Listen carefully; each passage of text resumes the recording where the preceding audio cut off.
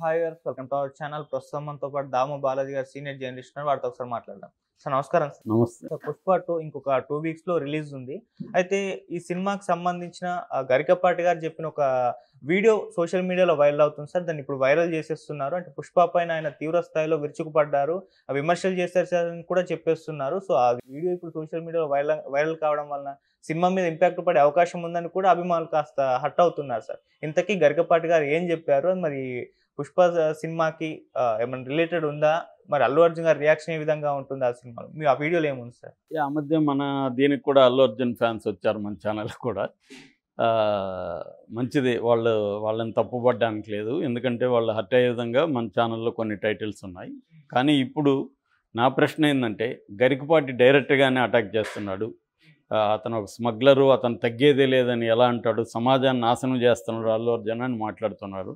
మరి వీళ్ళెళ్ళి గరికపాటితో ఎందుకు మాట్లాడట్లేదు? ఈ ఫ్యాన్స్ వెళ్ళి గరికపాటిని నిలదీయాలి కదా.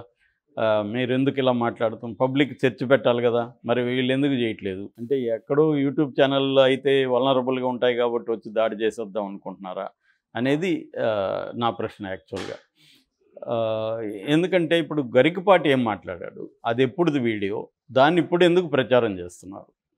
నిజానికి గరికపాటి పుష్ప 1 ద రైజ్లో రైజ్ సినిమాకి సంబంధించి మాట్లాడాడు. 2021లో మాట్లాడాడు. సో దాన్ని, ఆ వీడియోని ఇప్పుడు వైరల్ చేస్తున్నారు. ఎవరు చేస్తున్నారు? అల్లు అర్జున్కి యాంటీ బ్యాచ్ చేస్తున్నారు. అల్లు అర్జున్కి యాంటీ బ్యాచ్ ఎవరు? ఫస్ట్ అల్లు అర్జున్కి యాంటీ బ్యాచ్ ఎవరంటే జన సైనికులు. ఎందుకంటే మెగా ఫ్యామిలీలో గొడవలు ఉన్నాయి కాబట్టి జన సైనికులకి అల్లు అర్జున్ పుష్ప సినిమా హిట్ కావడం ఇష్టం లేదు. కాబట్టి ఆల్రెడీ వచ్చిన ట్రైలర్ మీద వాళ్ళు నెగిటివిటీ ప్రచారం చేస్తున్నారు. దీని మీద కూడా వాళ్ళు చేస్తున్నారు. రెండవ యాంటీ గ్రూప్ ఎవరు? తెలుగుదేశం వాళ్ళు. తెలుగుదేశం వాళ్ళు ఎందుకు యాంటీ అంటే, అల్లు అర్జున్కి వైసీపీకి సంబంధం ఉంది, అల్లు అర్జున్ని వైసీపీ ఓన్ చేసుకునింది కాబట్టి మనం దాన్ని నెగిటివ్గా చేయాలి. ఆల్రెడీ పవన్ కళ్యాణ్ మనవాడు కాబట్టి తెలుగుదేశం వాళ్ళు కూడా దాన్ని ఎక్కువ చేస్తున్నారు. అందుకని అల్లు అర్జున్కి యాంటీగా ఏమున్నా దాన్ని వీళ్ళు విపరీతంగా సర్క్యులేట్ చేయడం, ప్రచారం చేయడం తీసుకొస్తున్నారు. అంటే ఏదో రకంగా పుష్ప 2 మీద నెగిటివిటీ క్రియేట్ చేసి జనాన్ని చూడనీయకుండా చేయాలి, పుష్ప 2కు నష్టం చేయాలి అనేది ఉన్నది. ఆల్రెడీ పవన్ కళ్యాణ్ కూడా కర్ణాటకలో మాట్లాడుతున్నప్పుడు, ఒకప్పుడు ఇక్కడ రాజ్ కుమార్ లాంటి వాళ్ళు అడవిని కాపాడే హీరో రోల్స్ చేస్తే, ఇవాళ హీరోలు అడవిని నాశనం చేసే స్మగ్లర్ రోల్స్ చేస్తున్నారని మాట్లాడాడు. అది కూడా వైరల్ అయింది. దాని మీద మనం కూడా వీడియో నేను కూడా చేశాను. సో ఇప్పుడు ఈయనేం మాట్లాడాడంటే, పుష్ప సినిమాలో హీరో ఒక స్మగ్లరు, అతను అందరినీ కొట్టి తగ్గేదేలే అని డైలాగ్ చెప్తున్నాడు. ఇది ఎంత ఘోరమైంది, దీనివల్ల సమాజంలో నేరాలు పెరుగుతున్నాయి. ఆ తగ్గేదేలే డైలాగ్ ఎవరు చెప్పాలా? ఒక హరిశ్చంద్రుడో, ఒక శ్రీరాముడో చెప్పాలా? ఒక స్మగ్లర్ చెప్తాడా? ఒక క్రిమినల్ చెప్తాడా తగ్గేదే లేదని? దాన్ని అనుకరిస్తూ పిల్లలంతా మేము తగ్గేదేలే అని ఎవరినో కొట్టడం, తగ్గేదేలే అని డైలాగులు చెప్పడం అని చాలా కోపంగా, ఆవేశంగా ఆయన మాట్లాడాడు. దాంతోపాటు ఆయన ఏమన్నా అంటే, సమాజంలో దీనివల్ల క్రైమ్ పెరుగుతుంది అన్నాడు. మామూలుగా చాలామంది ఏంటంటే, ఈవెన్ మహిళా సంఘాలు కూడా ఎక్కడో రేపు జరిగితే సినిమానే కారణం, ఎక్కడో క్రైమ్ జరిగితే సినిమానే కారణం అని చెప్తారు. ఇది పాత వ్యవహారం, ఇది ఇప్పుడుది కాదు. హాలీవుడ్లో కూడా హిచ్కాక్ లాంటి వాళ్ళని కూడా విమర్శించారు. అట్లాగే చాలా సినిమాలు హాలీవుడ్లో వస్తున్న క్రైమ్ సినిమాల మీద ఇదే విమర్శ ఉంది. అంటే సినిమా ప్రభావం సమాజం మీద నెగిటివ్గా పడుతుంది, దానికి కారణమని. సో ఒక సినిమాలో హీరో స్మగ్లర్గా చేస్తే దాని ప్రభావం పడి ఎక్కువ మంది స్మగ్లర్గా మారుతారని, లేదా క్రైమ్ చేస్తారని, ఒక సినిమాలో అమ్మాయిల్ని ఇట్లా చూపిస్తే ఇక్కడ కూడా అబ్బాయిలు కూడా అలాంటి అమ్మాయిల్ని కావాలని కోరుకుంటారని, ఇలాంటిది విమర్శ సినిమా మీద ఉంది. దీంట్లో అసలే నిజమే లేదంటే నిజం ఖచ్చితంగా ఉంది. ఎందుకంటే సినిమాల ప్రభావం పడుతుంది. స్లవోయ్ జిజెక్ అని ఒక philosopher a perfect guide to cinema, an ideology to cinema అనే ఒక 2 డాక్యుమెంటరీలు తీశాడు. అందులో ఆయన చెప్పేది ఏంటంటే, సినిమా అనేది వాట్ టు డిజైర్ అని కాకుండా హౌ టు డిజైర్ అనేది నేర్పిస్తుంది. అంటే ఎలా కోరుకోవాలి, మన కోరికలు ఎలా ఉండాలి అనేదాన్ని నేర్పిస్తుంది. అట్లాగే కోరికలు ప్రజల్లో రెచ్చగొట్టే అవకాశం కూడా ఉంది. మనలాంటి సెమీ లిటరసీ అంటే మనది పూర్తి అక్షరాలు వచ్చే వాళ్ళందరం కూడా లిటరేట్గా వేసేస్తున్నాం మనం. నిజానికి చెప్పాలంటే ఇల్లిటరేట్సే ఇప్పటికి కూడా మన దేశంలో ఎక్కువ. సో ఇల్లిటరేట్స్ ఎక్కువ ఉన్న సమాజంలో సినిమా ప్రభావం ఎక్కువగా ఉంటుందనేది రీసెర్చర్స్ చెప్తున్నారు. ఆ మేరకు ఖచ్చితంగా ఉంటుంది. కాకపోతే సినిమా చూస్తే ఇప్పుడు శివాలో చైన్ పట్టుకున్నాడు కాబట్టి అందరూ చైన్లు పట్టుకుని కొట్టేస్తారా?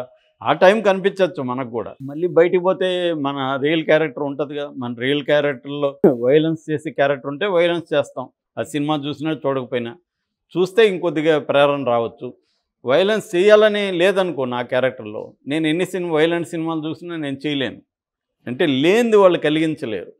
ఉన్నదాన్ని కొద్దిగా ఎన్హాన్స్ చేయొచ్చు. అంత తప్ప లేని దాన్ని వాళ్ళు ఇది చేయరు. అందుకని హిచ్కాక్ ఒక చోట అంటాడు, ఎవరో చిన్నపిల్లోడు వచ్చి, సార్ మీరు దాంట్లో బ్లడ్ వాడారు కదా, అది కోడి బ్లడ్డా మేక బ్లడ్డా అని అడిగాడంట. అంటే వాడికి తెలుసు ఇది రియల్ బ్లడ్ కాదులే, ఏదో జంతువుల బ్లడ్ వాడుంటారని అబ్బాయి అనుకున్నాడు. నిజానికి అది బ్లడ్ జంతువులది కూడా కాదు, మనం క్రియేట్ చేసిన బ్లడ్. సో అలాగా ప్రజలకు తెలిసి ఇదంతా సినిమా అంటేనే షూటింగ్లు, ఇదంతా ఇవాళ షూటింగ్ వీడియోలు అన్నీ చూస్తున్నారు.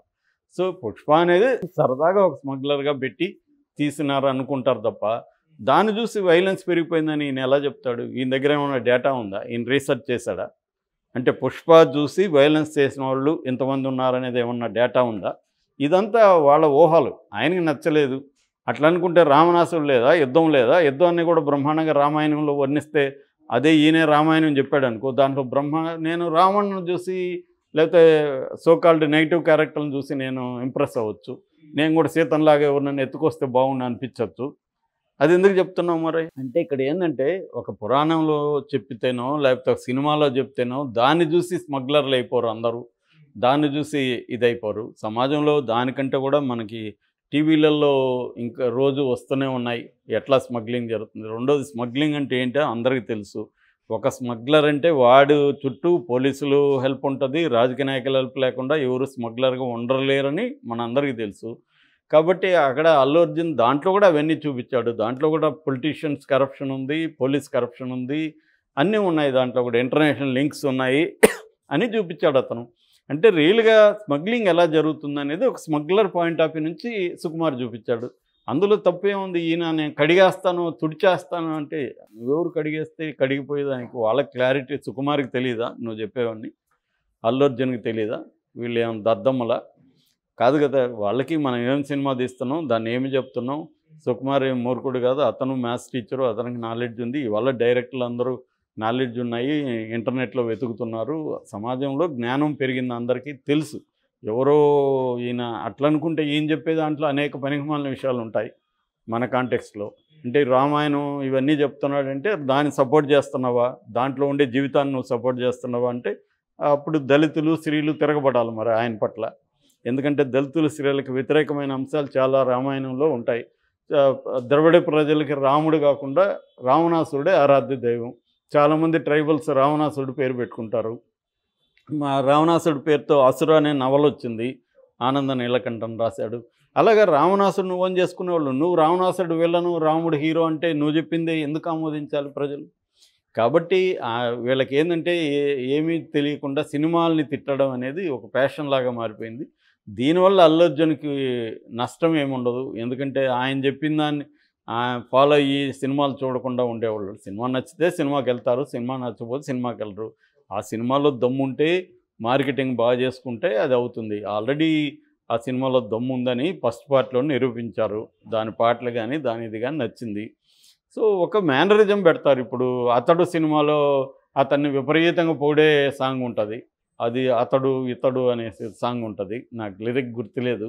కానీ అతను ఎవడు దాంట్లో ఒక అసాసినేషన్, ఒక కిరాయి హంతకుడు కదా అతను. మహేష్ బాబు క్యారెక్టర్ ఏంటి? డబ్బు తీసుకొని హత్యలు చేసేవాడు. మరి అతను ప్రభంజనం, అతను ఉరిమి మెరుపు అతను ఎందుకు చేశారు?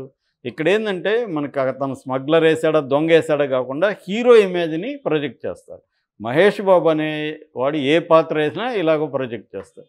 ఇది చాలామందికి అర్థం కాకుండా అతను స్మగ్లర్ కదా, అతన్ని ఏంటి ఇలా ప్రొజెక్ట్ చేస్తున్నారంటే ఈ స్టార్ ఇమేజ్ అనేది ఎట్లా కన్స్ట్రక్ట్ అవుతుంది అనేది వీళ్ళకి తెలియదు. వీళ్ళ అజ్ఞానాన్ని జ్ఞానంగా, ఇతరుల అజ్ఞానాన్ని అజ్ఞానంగా భావిస్తూ వీళ్ళు ఫేస్బుక్లోనో లేకపోతే ఇట్లాంటి దాంట్లో మాట్లాడుతుంటారు. వీళ్ళ సమగ్రమైన పాపులర్ సినిమా స్టడీస్ ఏంటి, దీని మీద ఎట్లాంటి రీసెర్చ్లు వచ్చాయి ఇండియాలో, ఇవన్నీ వీళ్ళకి తెలియదు, చదవను కూడా చదవరు. వీళ్ళు నమ్మిందే జ్ఞానంగా భ్రమపడి ఇలాగ మాట్లాడుతుంటారు. కాబట్టి ఆయన గరికపాటి ఆ, ఉపన్యాసాల వల్ల దీనికొచ్చే నష్టం ఏం లేదు. దాన్ని ప్రచారం చేయడం వల్ల వీళ్ళు పొందే ఇది కూడా ఏం లేదు. వాళ్ళకి ఇంకేమి తెలియక నెగిటివ్గా ప్రచారం చేస్తున్నారు. అందువల్ల పుష్ప 2కి ఏ రకమైన ఇబ్బంది లేదు. అల్లు అర్జున్కి ఇప్పుడు ఈయన కడిగేస్తే అల్లు అర్జున్ కడుక్కునేదానికి రెడీగా లేడు. వాళ్ళు మహామధులు, వాళ్ళకి క్లారిటీ ఉంది ఏం చేస్తున్నాం అని.